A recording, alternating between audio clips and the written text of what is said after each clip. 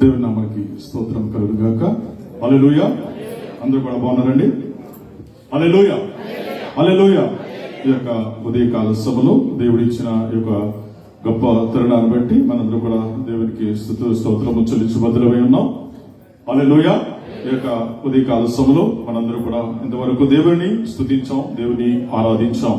అందుని బట్టి ప్రతి ఒక్కరు కూడా మరి వచ్చిన బిడ్డలందరూ కూడా ప్రత్యేకమైన వందనములు తెలియజేస్తున్నాను. ఈ యొక్క సమయంలో మనము సమయమును వృధా చేయకుండా వాక్యం చదువుకుందాం. గలతీయులకు రాసిన పత్రిక 6వ అధ్యాయము 7వ వచనము తీసిన వారు ఒకసారి చదవవలసిందిగా మనం చేస్తున్నాం. గలతీయులకు రాసిన పత్రిక 6వ అధ్యాయము 7వ వచనం. మోసపోకుడి, దేవుడు వెక్కిరింపబడు. మనుషుడు ఏమి విత్తునో ఆ పంటనే కోయును. దేవనామానికి స్తోత్రము కనుక చిన్న ప్రార్థన చేసుకుని మనం వాక్య వివరణకు వెళ్దాం. మహోన్నతుడా, మహాగణుడా, సర్వోన్నతుడా, సర్వ సృష్టికర్తమైన మా యెహోవా దేవా, నీ నామమునకు వందనములు స్తోత్రములు చెల్లించున్నాం తండ్రి. ప్రభా తండ్రి, ఈ యొక్క ఉదయకాల సమయంలో తండ్రి ప్రభా, నీ మందిర ఆవరణలు తండ్రి ప్రభా, నేను నా తండ్రి ప్రతి ఒక్క బిడ్డని ప్రభా దృష్టించండి. నేను నీ కృపలో భద్రపరచమని సన్నిధానం అడుగుతున్నాం తండ్రి. ప్రియ తండ్రి ఈ యొక్క సమయంలో ప్రాముఖ్యమైన సమయంలో మనం వచ్చున్నాం తండ్రి. ఇంతవరకు ప్రభా నీ యొక్క అధ్యక్షతను నడిపించిన విధానం బట్టి నీకు వందనములు స్తోత్రములు చెల్లించున్నాం తండ్రి. ప్రభా ఈ వాక్య వారంలో కలిగించిన తండ్రి ప్రభా, నేను వివరించేది నేను కాదు కానీ ప్రభా నీవే తండ్రి. వాక్యంలో ఉన్న లోతైన తండ్రి మర్మములను ప్రభా నేను మేమందరము తెలుసుకునే కృప చూపించవస్తుందని ప్రభా యేసుక్రీస్తు పేట బ్రతమాలు విడిపించున్నాం తండ్రి. ఆమేన్. హల్లెలూయా, హల్లెలూయా. ఈ యొక్క మాటలు నేను మరి లాస్ట్ ఇంచుమించు అక్టోబర్ నెలాఖరులోను నవంబర్ ఫస్ట్ వీక్ లో నేను సెకండ్ వీక్ లో చెప్పినాను. ఈ యొక్క మోసపోకుడి, మరి దేవుడు వెక్కిరించబడడు. మనం ఏదైతే విత్తుతామో అదే పంటను కోస్తామన్న మాటల మీద మనం మాట్లాడుతూ మరి థర్డ్ వీక్ లో అనుకుంటా మరి స్టెల్లా గారు కూడా అవిధేయత చూపిన వారి గురించి విధేయత చూపిన మాట్లాడావు. నేను కూడా అవిధేయత చూపిన మరి జనాంగం గురించి మరి మోషే గురించి నేను చెప్పి ఉన్నాను. మరలా ఇంకా కొన్ని విషయాలు మరి అందులో ఉన్నాయి కనుక నేను దాన్ని కంటిన్యూషన్ చేస్తున్నాను. ఎందుకంటే మోషే తన ఇల్లంతటిలో దేవుడు మరి నమ్మకం కన్నా మోషే అతనికి మరి యొక్క చిన్న తప్పు కారణం బట్టి వాగ్దాన దేశము అతను మరి పాదం పెట్టలేకపోడు కదా అని మనం ఆప్ చేస్తున్నాం. అయితే ఈ మాట ఒక క్వశ్చన్ ఇచ్చిన తర్వాత నేను వాక్యంలోకి వెళ్తాను. ఇల్లంతటిలో నమ్మకము అని ఎప్పుడు ఎవరితో అన్నారండి? Very good. ఏ సందర్భం అది? ఎందుకు అన్నారు?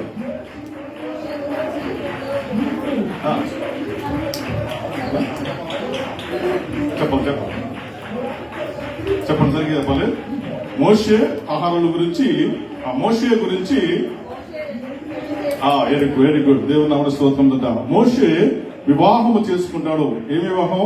రెండవ వివాహం చేసుకున్నందుకు మరి వారు ఏమంటారంటే సణుగుకున్నారు. నీకే దేవుడు మాట్లాడా లేక మాకెందుకు దేవుడు మాట్లాడలేదనేసి ఒక సంఖ్యాకాండము 12వ అధ్యాయము 1వ వచనంలో ఆ మాటలు ఉంటది. ఎందుకంటే మరి కొంతమంది ఏం చేస్తారంటే మరి దేవుడు నీకే మాట్లాడుతున్నాడా, నాతో మాట్లాడా అని మరి ఆ మోషే మీద మరి అహరోను మరి మిరియాము గారు మరి సడిగినప్పుడు మరి దేవుడు అక్కడ చెప్తున్నాడు, మోషే నా ఇల్లంతటిలో నమ్మకస్తుడు అని చెప్తున్నాడు దేవుడు ప్రియదా. ఎందుకంటే మరి మోషే యొక్క మరి మొదటి వివాహంలో వీరిద్దరూ లేరు కానీ రెండవ వివాహంలో మట్టికి కూసు దేశస్తురాలను వివాహం చేసుకున్నప్పుడు వీరు మరి దేవుడు నాతో చెప్పాడని చెప్పినప్పుడు వీరు మరి దేవుడు మోషేని ప్రవక్తని వీరు సనిగారు, నీతోటి చెప్పరా మాతో ఎందుకు మాట్లాడదంటే మరి ఆ సమయంలో మరియమ్మ గారికి భయంకరమైన వ్యాధి వస్తుంది దేవుని ప్రేమ. కనుక మనము ఏది అయినప్పుడు దేవుని సేవకుల పట్ల మనం ఏది మధ్య అది మనము మాట్లాడకూడదు. ఎందుకంటే దేవుడు అందరికీ చెప్తాడంటే ఒక్కొక్కసారి చెప్తాడు, ఒక్కొక్కసారి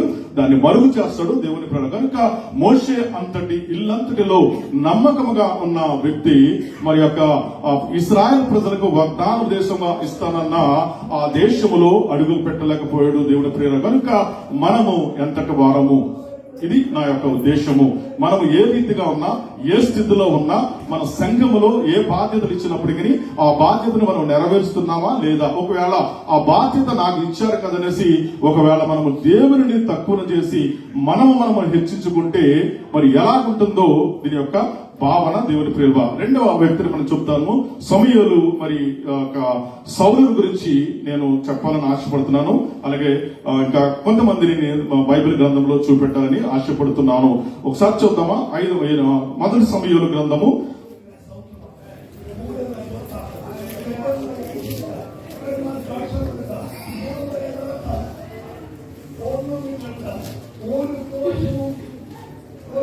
8వ అధ్యాయము 5వ వచనము, తర్వాత 8వ అధ్యాయము 5వ వచనం చదువు. ఎందుకంటే సౌలు ఏ రీతిగా ఇశ్రాయేల్ ప్రజలకు రాజు అయ్యారు, ఇశ్రాయేల్ ప్రజలని అప్పటి వరకు ఎవరు మరి దేవుడు నడిపించారు అని అంటే ఆ 8వ అధ్యాయంలో ఉంటుంది కదా.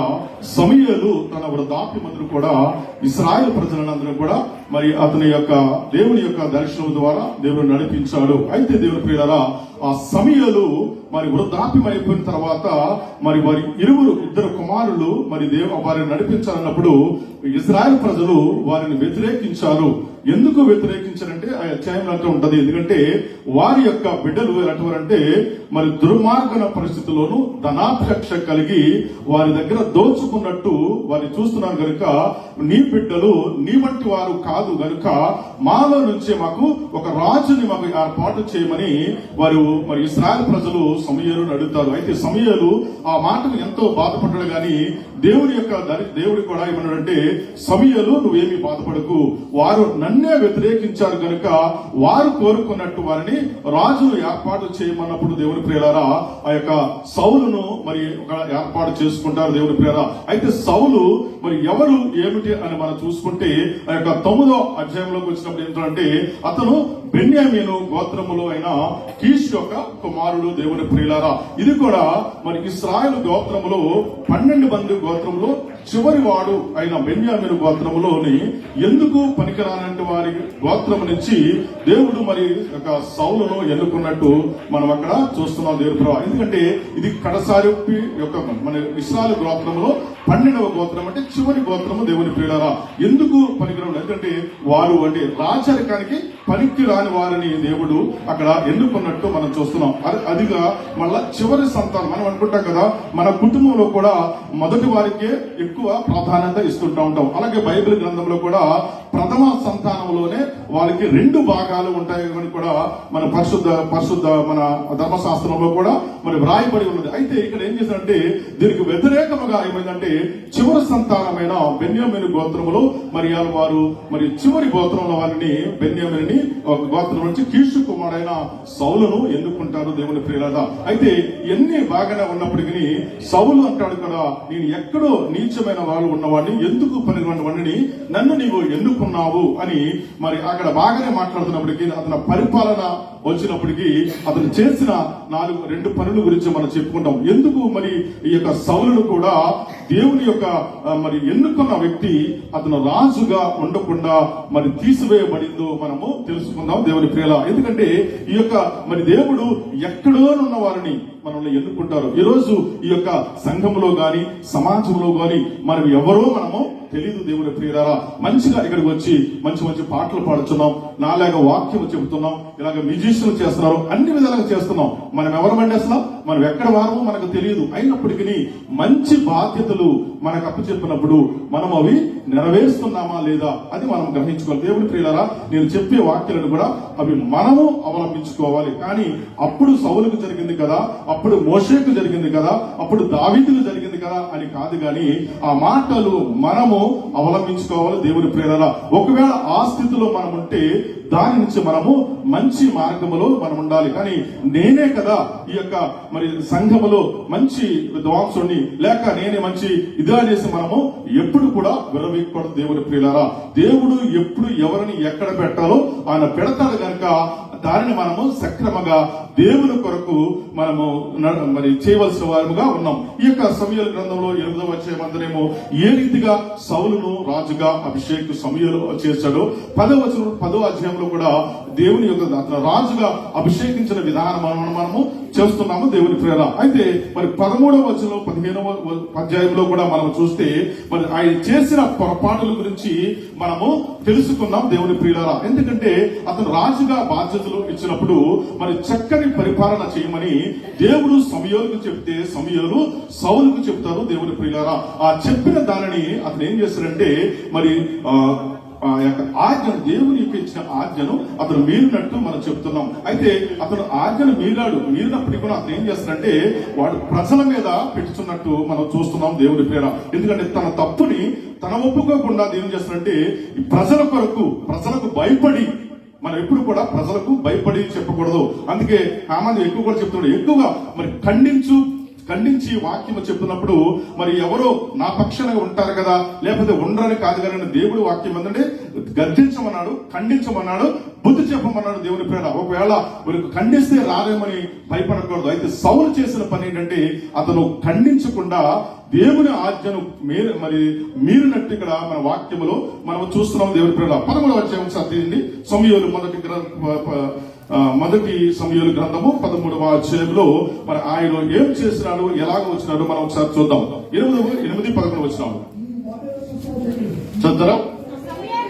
సమూయేలు అతనితో నీవు చేసిన పని ఏమని అడిగాను చెప్తాను.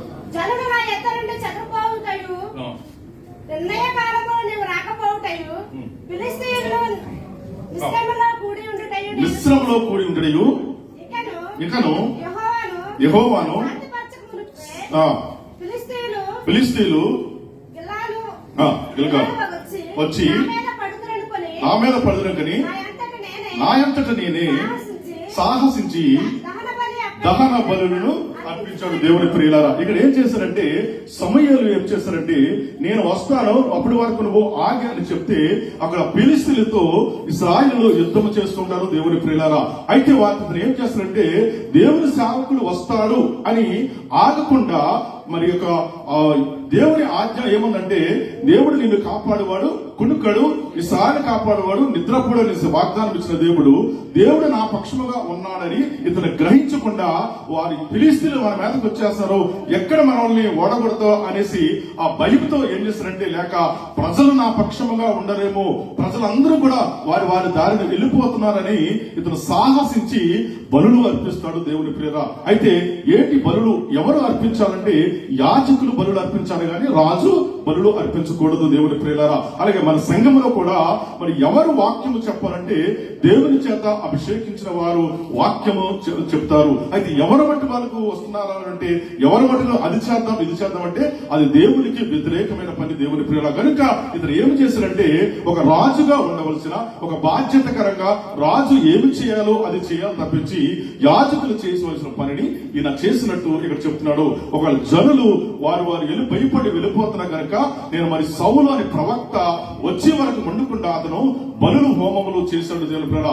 అది ఒక సాకు మరి చెబుతున్నాడు దేవుని ప్రియులారా. మళ్ళా రెండవదిగా మనం చూసుకుంటే వారు ఏమన్నారంటే మరి సమూయేలు చెప్పినప్పుడు ఏంటంటే ఇదిగో వీరు ఏం చేస్తున్నారంటే మీరు ఐగుప్తు దేశం నుంచి కనాను దేశం వెళ్ళినప్పుడు అమాలేకీయులు ఐగుప్తు మరి ఇశ్రాయేలు ప్రజలందరూ కూడా ఆ అరణ్యములో వారిని అడ్డుకున్నారు దేవుని ప్రియులారా. మా మార్గం ఉందా మీరు వెళ్ళకూడదు అని వారు అడ్డుకున్నారు కనుక మరలా మీరు మరి కనాను దేశము వాగ్దాన దేశం వచ్చిన తర్వాత మీరు అమాలేకీయుల్ని మరి యుద్ధం చేసి వారిని చంపాలి అన్నప్పుడు కూడా మరి యొక్క సౌలు ఏం చేశారంటే వారితో యుద్ధం చేసినప్పుడు ఏం చేశారంటే వారిని కూడా మరి చంపకుండా అందరిని చంపినప్పటికీ అతను మరి రాజుని సజీవంగా తీసుకొచ్చి అక్కడ ఉన్న గొర్రెలను మేకలను ఎద్దులను కూడా మరి సజీవం మనకు తోలుకు వచ్చిన పొరపాట్లు కూడా చేస్తున్నారు. అయినప్పటికీ మరి దేవుడు మరి సమూయేలుకు ప్రత్యక్షమై ఇదిగో మనం రాజుగా ఇచ్చుకున్న అతను నన్ను తృణీకరించి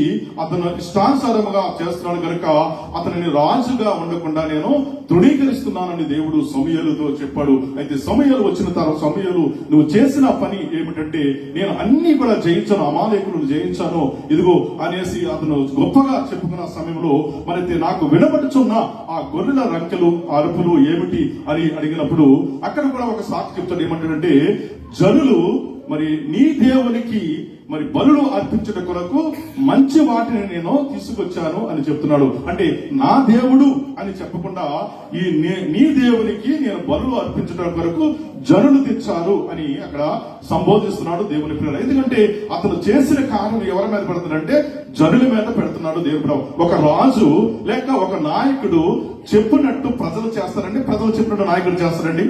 అంటే ఇప్పుడున్న సమాజంలో ఎలా ఉందంటే జనులు చెప్తుంటేనే నాయకులు నడుస్తున్నారు దేవుని ప్రేర. కనుక ఆ యొక్క నింద ఎవరి మీదకి వస్తుందంటే నడుస్తున్న నాయకుడి మీదకే వస్తుంది. ప్రజలు తప్పు చేసినప్పటికీ నాయకుడి మీదకే ఆ యొక్క బాధ్యత వస్తుంది దేవుని ప్రేర. ఇక్కడ అలాగే చెప్తున్నారు కదా.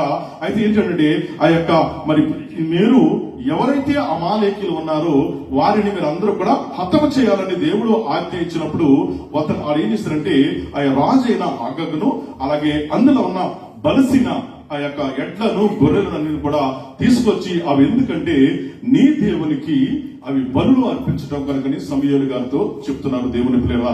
ఎందుకు ఆ మాటలు అలా మాట్లాడుతున్నారంటే జనులకు భయపడి దేవుని పిల్లలారా.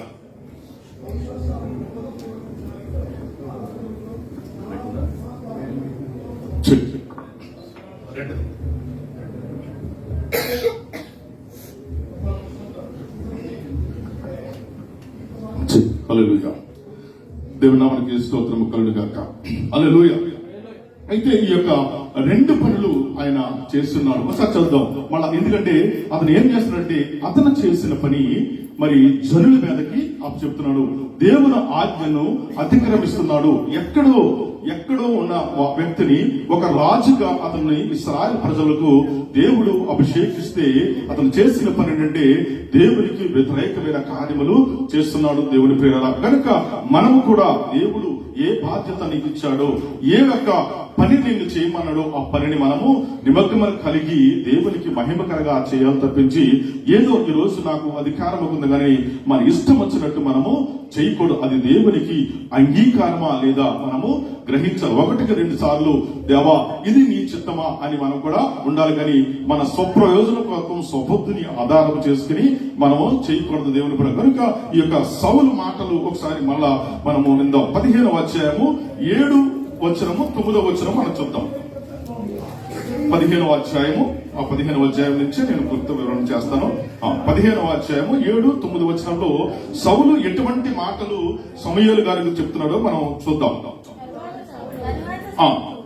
తర్వాత సౌలు అమాలేకీయులను హవీలా నుండి ఐగుప్తు దేశము మార్గమునున్న సూరు వరకును తరిమి హతము చేసి అమాలేకుల రాజైన అగాగును ప్రాణముతో పట్టుకుని ఆ జనులందరినీ కత్తి చేత నిర్మూలము చేసి. ఇక్కడ ఆగుదాం. ఎందుకంటే దేవుడు ఏం చెప్పాడంటే అమాలేకీయులు అందరినీ కూడా ఈవెన్ పశువులతో కూడా ఎన్నిటి కూడా చేయమని చెప్పినప్పుడు దేవుని ఆజ్ఞను మీరి ఒక రాజును అతను కూడా తీసుకొస్తున్నట్టు మనం చూస్తున్నాం దేవుని పేర. ఎందుకంటే సర్వనాశనం చేయమన్నప్పుడు దేవుని ఆజ్ఞను మీరి మరి రాజును అతను వెంట పెట్టుకున్నట్టు మనం చూస్తున్నాం. అలాగే కిందకి వెళ్తే మనం చేస్తే ఇంకొక మాట చేద్దాం. సౌలును జవులు కూడి అగగును ఎడ్లలోను మొదలైన వాటిని మంచి వాటిని నిర్మూలము చేయక పనికిరానివిని నిర్మూలన చేసి. దేని చేశారండి? అన్ని చేయమని చెప్తుంటే ఎందుకు ఉపయోగకరమైన వాటిని కూడా వారు సంహరించి మంచి బలిసిన వాటినన్నింటి కూడా ఆయన మరలా ఈ యొక్క దేశంలోనికి తోలుకొచ్చినట్టు మనం చూస్తున్నాం. అప్పుడు దేవుని వాక్యము ఏం చూస్తుందంటే అప్పుడు యెహోవా వాక్కు సమూయేలుకు ప్రత్యక్షమై ఇలాగు సెలవిచ్చను, సౌలు నన్ను ఆయన నిరాకరించి వెనుతీయక నా ఆజ్ఞలను గైకొనకపోయారు కనుక అతని రాజుగా నిర్ణయించడానికి అతను సంతాపపడుతున్నాడు దేవుని ప్రియులారా. కనుక మనము ఏ స్థితిలోంచి మనము దేవుడు నిన్ను ఎన్నుకున్నాడో దేవునికి అవిధేయతమైన జీవితం మనం జీవిస్తే దేవుడు సంతాపపడతాడు. దేవుని ప్రియులారా, నేను ఏ బాధ్యత నీకు ఇస్తున్నాడో అది మనం విస్మయిస్తే దేవుడు ఎంతగానో చింతాక్రాంతం అవుతున్నాడు. ఎందుకంటే ఎందుకు పనికిరాని వారిని అతను ఎన్నుకున్నాడు. దేవుని ప్రియులారా, ఒక్కొక్క సమయంలో కూడా మనం అంటాం ఎవరో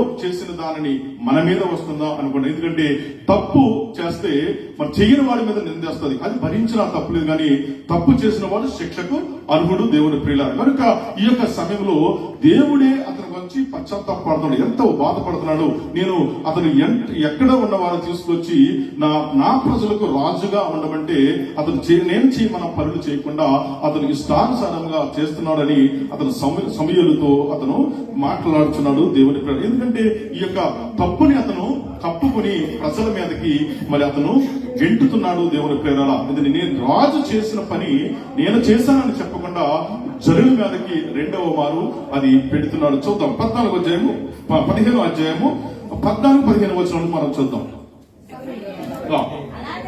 అలాగైతే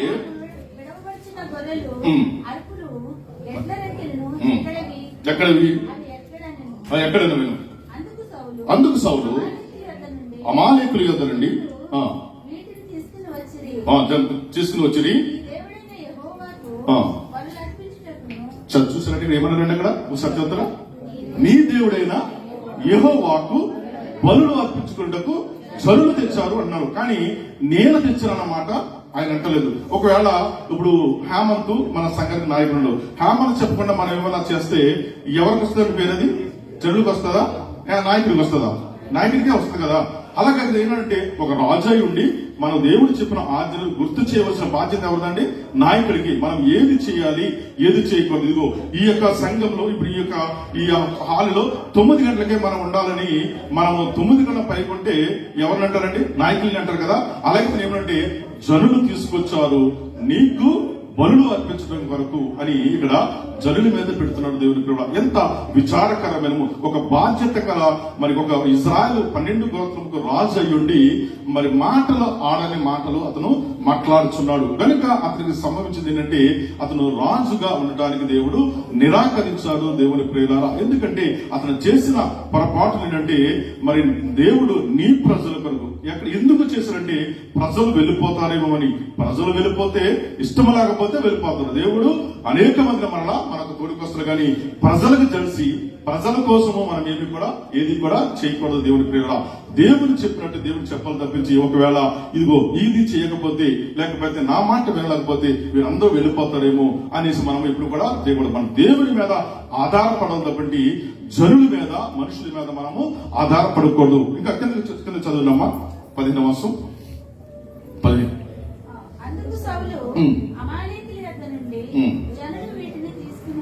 వచ్చి బరులు అర్పించుటకు ఎడ్లను మంచి వాటిలన్నింటినీ 15వ వచనం. అందుకు సౌలు అమాలేకుల యొద్ద నుండి జనులు వీటిని తీసుకుని వచ్చి ఈ దేవుడైన యెహోవాకు బలులు అర్పించుటకును జనులు గొర్రెలలోను ఎడ్లలోను మంచి వాటిని ఉండనిచ్చిరి, మిగిలిన వాటిని మేము నిర్మూలన చేసింది. అనగా సమయంలో నీవు మాట్లాడా పని లేదు, యెహోవా రాత్రి నాతో సెలవిచ్చిన మాట నీకు తెలియజేతును వినుము. సౌలుతో అనగా సౌలు చెప్పమనిను. అందుకు సమూయేలు నీ దృష్టికి నీవు అల్పుడుగా ఉన్నప్పుడు ఇశ్రాయేలుల గోత్రములకు శిరస్సు వైతివి. యెహోవా నిన్ను ఇశ్రాయేలు మీద రాజుగా అభిషేకించెను. మరియు యెహోవా నిన్ను సాగనంపి నీవు పోయి పాపాత్ములైన అమాలేకులు నిర్మూలము చేయము, వారు లయమగు వరకు నాతో యుద్ధము చేయమని సెలవీయగా నువ్వు ఎందుచేత యెహోవా మాట వినక దోపుడు మీద ఆయన దృష్టికి కీడు పెంచండి.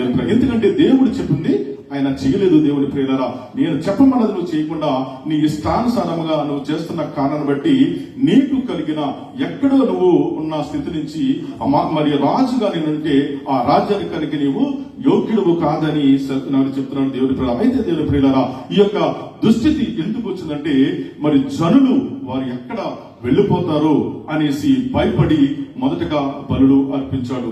రెండవదిగా ఇక్కడ మనం చూస్తుంటే ఈ యొక్క జనులు మాట విని నేను తప్పు చేశానని కూడా మళ్ళా రెండవ దాంట్లో మనము ఒప్పుకుంటాడు అక్కడ దేవుని ప్రేర. అయితే ఎందుకు చేస్తున్నాడో, మరి ఎందుకు తప్పు చేశాడో కూడా ఆ యొక్క వాక్యములో మనకి 24వ వచనములో మంచి మాటలు చెప్తున్నాడు.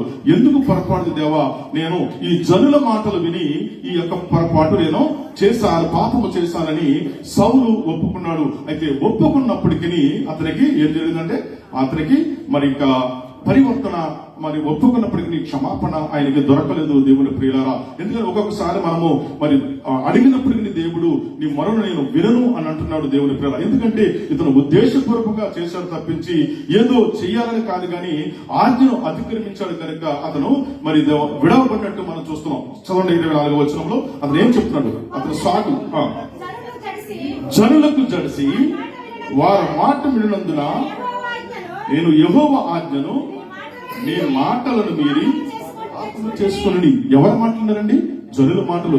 జనుల మాటలు ఒక్కొక్కసారి వినొచ్చు, అవి మంచివైతే అది మరి సంఘానికి క్షమాభివృద్ధి అయితే లేక కుటుంబానికి క్షమాభివృద్ధి అయితే జనుల మాటలు వినొచ్చు, కానీ మరి అల్లర చిల్లరగా ఉన్న వారి జనులతోటి మాట వినకూడదు. ఒకసారి సమయంలో మరి రాజ్యం పోయిన తర్వాత రెహబాము ఏం చేస్తారండి, మరి ఈ యవ్వనుల మాట విని ఇశ్రాయేలు ప్రజలకు ఏం చేశారంటే, ఇదిగో నా పిల్లలు మీకు బరువుగా ఉంటుందని ఆజ్ఞించాడు దేవుడు. కనుక ఎవరి మాట మనం వినాలి, ఎందుకు ఆ మాటలు జనుల మాట వింటా అది సంఘానికి గాని మరి సమాజానికి గాని లేక ఎవరికైనా ఉపయోగమా లేదా, ఒక ఆ మాటల వల్ల ఏదైనా మరి కష్టం వస్తుందా లేదని మరి వినకుండా ఏంటంటే నేను జనుల మాటలు విని నీకును దేవునికి నేను విరోధముగా పాపము చేశానని ఒప్పుకుంటున్నాడు దేవుని ప్రియులారా. అయితే మరి సౌలు చేయవలసిన పనిని మరి ప్రవక్త అయిన మరి సమూయేలు గారు చేశారు. 33-34 వచనంలో మనం చదువుదాం. అదే అధ్యాయంలోను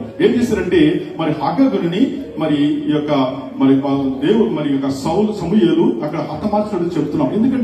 ఎందుకు హతమార్చడంటే దేవుని ప్రియులారా, దేవుని సంఘములో గాని దేవుని ఏర్పరుస్తున్న వారు మరి సమాధానం ఉండాలి అంటే ఒక్కొక్క చోట మరి ఖడ్గం కూడా జొలిపించాలి. ప్రభువు యేసుక్రీస్తు వారు కూడా యెరూషలేములో దేవాలయంలో కూడా మరి ఈ యొక్క పావులను వాళ్ళు అమ్మే వారిని కూడా ఏం చేశారంటే కొరడా జొలిపించుతూ ఉన్నారు. అలాగే మరి సంఘములో అనేక పార్లు మరి హెచ్చరించినప్పటికీ విన్నప్పటికీ మరి కోపపడుతున్నారు, ఇలా చేస్తున్నారనేసి మీరు సనుగుకుంటారు. అయితే సమూయేలు చేసిన పనిలో ఒకసారి 33-34 వచనంలో మనం చూస్తే మరి సౌలు చేయని పనిని సమూయేలు చేస్తాడు.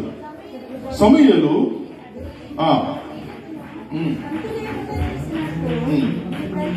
నీ తల్లికి స్త్రీలలో సంతు లేకపోవునని అతనితో చెప్పి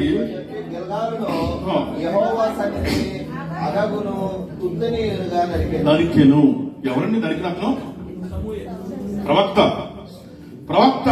మరి ఎవరు చెప్పారంటే దేవుని ఆజ్ఞను నెరవేర్చకుండా వారిని హతము చేయబడినప్పుడు ఒక యాజకుడే అతను నడుకున్నట్టు మనము చూస్తున్నాం దేవుని ప్రేరణ. కనుక మరి ఏదైనా అక్కడ నాయకులు మరి చేస్తే మరి చెప్పినప్పుడు చేయకుండా అది ఆ పాపము ఇశ్రాయేలు మీద ఉంటదని ఆ పాపాన్ని ఈయన పరిహరించాడు. అంటే అక్కడ హగగుని అక్కడ ఏం చేశారంటే మరి యొక్క కత్తితోడు నరికినట్టు చెప్తున్నారు. సౌలును చేయమంటే ఆ సౌలు ఏం చేశారంటే జనులకు భయపడి మరి యొక్క ఆ రాజుని ఇక్కడ తీసుకొచ్చాడు. ఆ యొక్క గొర్రెలను ఇక్కడ తీసుకొచ్చి జనుల మాట వినబట్టి నేను పాపము చేశాను అని ఒప్పుకుంటున్నాడు. అక్కడేమో ఇక జనులు ఈ యొక్క యుద్ధంలోంచి భయపడి వెళ్ళిపోతున్నారు కనుక రాజు చేయవలసింది కాకుండా యాజకుడు చేయవలసిన పని అక్కడ ఆయన చేశాడు. కనుక మరి దేవుడు ఏం చేశాడంటే అతన్ని రాజరకా నుంచి కూడా కోల్పోయాడు దేవుని ప్రేమ. కనుక మోషే ఏం చేశాడంటే మరి బండతో మాట్లాడమన్నప్పుడు అతను బండను కొట్టాడు. అలాగే దేవుని ప్రజలైన వారిని మీరు మూర్ఖులారా, నేను ఈ బండ నుంచి మీకు నీళ్లు ఇవ్వాలా అని అక్కడ మరి దేవుని యొక్క ప్రజల మీద ఆయన సనిగిన కారణాన్ని బట్టి అతను వాగ్దాన దేశానికి అడుగు పెట్టలేకపోయాడు దేవుని ప్రియులారా. కనుక మనము ఎలాగుంటున్నామో దేవుని ప్రియులారా మనము గమనించుకోవాలి. దేవుని మాటలకు లోబడుచున్నామా లేదా, దేవుని చెప్పిన మాటలకు మనకు లోబడుచున్నామా లేదా మనము మరి సరి చేసుకోవాలి దేవుని ప్రియులారా. కనుక ఈ యొక్క సౌలు మరి ఎంతో మరి రాజుగా ఉండవలసిన మరి వారు మరి కొంతకాలంలోనే దేవుడు అతనిని తృణీకరించారు. ఎందుకంటే దేవుని మాటలు వినకుండా ప్రజల యొక్క మాటలు విన్న కారణాన్ని బట్టి, అతను చేసిన కన్నను బట్టి అతను తృణీకరించబడ్డాడు. దేవుని ప్రేరణ అయితే దేవుడు ఎన్నుకున్న విధానం అయితే చాలా మంచిగా ఉంది. మోషేని ఎన్నుకున్నప్పుడు అతను బహుసుందరుడు నాయకుడిగా ఎన్నుకున్నాడు దేవుడి ప్రేమ. అలాగే సౌలుని కూడా ఎన్నుకున్నప్పుడు అతను కూడా సౌలు ఎంత ఎలాంటి వాడండి ఒకసారి చెప్తారా?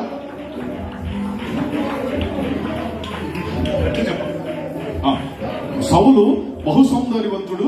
అలాగే ఇశ్రాయేలు ప్రజలలో మరి అతను చాలా ఎత్తైన వాడు.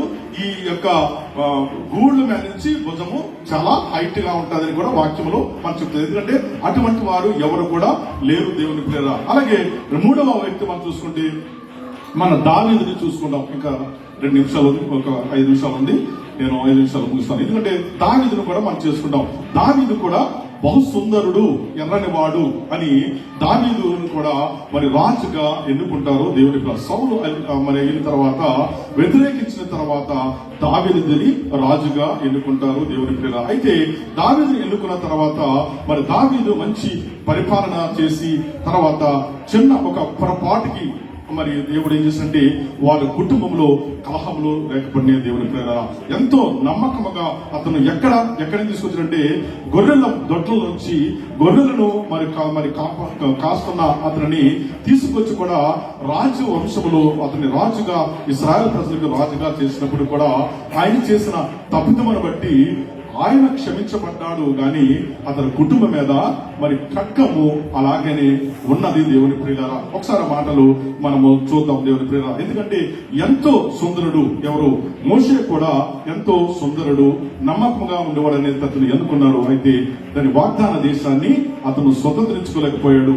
సౌలు మంచి అందగాడిగా నుండి ఇశ్రాయేలు ప్రజల మీదకి రాజుగా అభిషేకం చేసినప్పుడు దేవుని ఆజ్ఞను దేవుని చెప్పమన్న పనిని చేయకుండా అతను కూడా ఆ రాజరికంలోంచి మరి దాన్ని గెంటు వేయబడ్డాడు. అయితే మూడవ వ్యక్తిగా మరి దావీదు కూడా మరి ఎక్కడో గొర్రెలను మేపుకుంటూ గొర్రెల దగ్గరలో ఉండవలసిన వారిని అతను తీసుకొచ్చి మరి ఎక్కడో యెషయా కుమారులలో లాస్ట్ వాడు చివరి వాడు అయిన వారిని కూడా రాజరికారం ఇస్తే ఆయన చేసిన తప్పిదమును బట్టి అతని కుటుంబంలో భయంకరమైన శోధనలు కలిగి ఉన్నది. దేవుడా ఆ శోధనలు ఏమిటో మనము చూద్దాం. అయితే దేవుని ప్రేరణ ఆ తప్పుని మనము ఎత్తపెట్టకూడదు, కానీ బైబిల్లో వ్రాయబడినది కనుక మనం జ్ఞాపకం చేసుకుంటాం. ఇవన్నీ కూడా మనకి మరి దృష్టాంతముగా ఉన్నాయి కనుక మనము ఆ విధముగా మనము చేయకుండా ఉండాలి దేవుని ప్రేరణ. ఎందుకంటే మరి బత్షెబతోటి పాపం చేసినప్పుడు మరి దేవుడు అతనిని మరి మొత్తునట్టు మనం చూస్తున్నాం. అయితే దేవుని ప్రేరణ బత్షెబ కన్నా ముందు ఎంతమంది భార్యలు ఉన్నారండి అతనికి?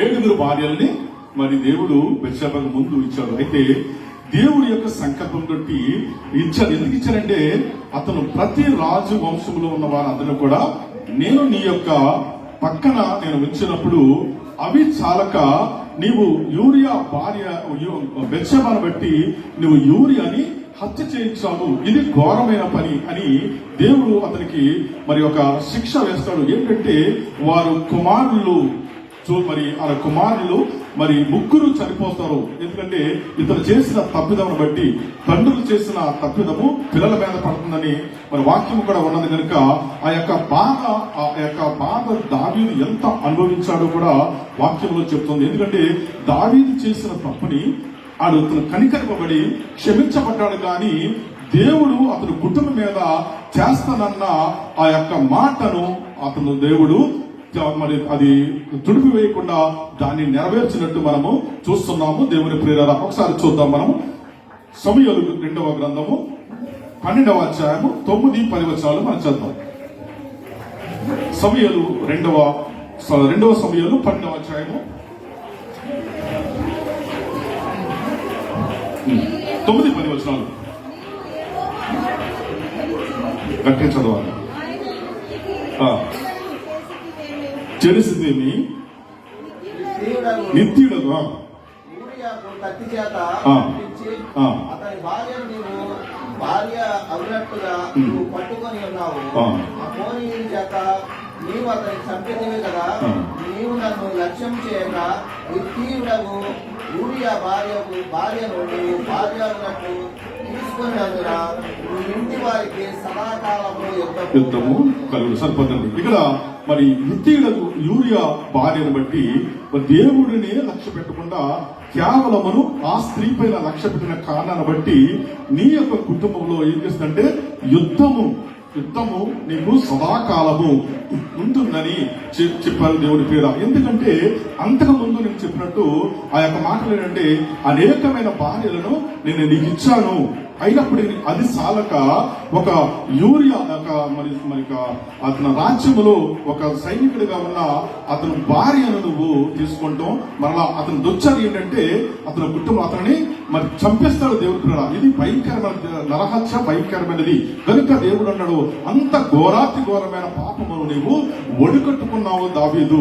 నేను ఒక స్త్రీ గురించి ఏం చేస్తారంటే తన భర్తను చంపేస్తాడు దేవుడు. ఒక రాజు అయి ఉండి దేవుడి చేత అమాలేకుల చేత.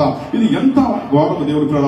ఒకవేళ మనము కూడా ఒక కుటుంబం నుంచి ఒక కుటుంబానికి కలహాలు పెట్టే వారముగా మనం ఉంటున్నామేమో దేవుడి పిల్ల. కనుక మనం తర్వాత ఎంత బాధ మనం అనిపిస్తామో మన కంటికి కనపడుతున్నప్పటికీ మనలో మార్పులు రావు. ఎటు చూసినా వీరి మీదకి వారి మీదకి వీరి మీదకి కలహాలు పెట్టుకుంటానే మనము తిరుగుతుంటాం దేవుని ప్రియులారా. ఎందుకంటే దేవుడే అతనికి ఇస్తే మరలా ఆమెను మోహించి అతను భర్తను చంపేశాడు దేవుడి ప్రియులారా. ఎంత ఘోరాతి ఘోరమైన పని అని చేసి ఒక రాజు చేయవలసిన పని కాదు. ఎందుకంటే అతని రాజ్యములో అనేక మంది రాజులను అతను మరి చేసినప్పుడు 6 యొక్క స్త్రీలను కూడా అతనికి దేవుడు ఇచ్చాడు. అది తప్పుగా చేయలేదు. కానీ ఈ యొక్క యూరియా భార్యను అతను చేసి అతను మోహించి అతని భర్తను చెప్పడం కాలకుండా అతనికి యుద్ధము అతని కుటుంబంలో ఉన్నది. ఏమిటి ఆ యుద్ధం అంటే దేవుడు పై వచనంలో మనం చూస్తుంటే 8, 9 వచనం అంటే నీవు చూస్తున్నాను గాని నీ యొక్క భార్యలను వేరొక వాడు తీసుకుంటాడు, సైనిస్తాడు అనే మాటలు బైబిల్లో ఉన్నాయి దేవుని ప్రేమ.